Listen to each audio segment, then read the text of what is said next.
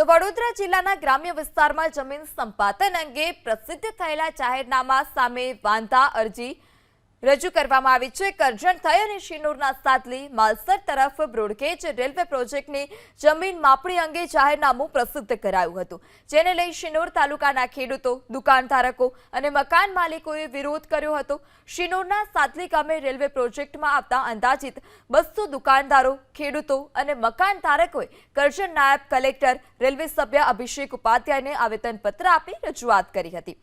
ખેડૂતોએ બાગાયતી ખેતીનું યોગ્ય વળતર આપવા માટે પણ માંગ કરી છે।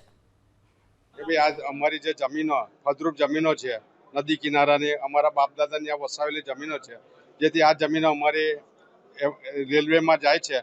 જેથી અમારે સરકારને એક જ આવેદન છે કે ભાઈ અમારી જમીનનું સારું વળતર આપે અને આ જે જમીનો જાય છે એની બાજુની અંદર અમને નેળો આપે, નાળા બનાવે, અમારા અંદર કિંમતી જળો છે, બગાયત જળો છે, એનું અમને સારું વળતર આવે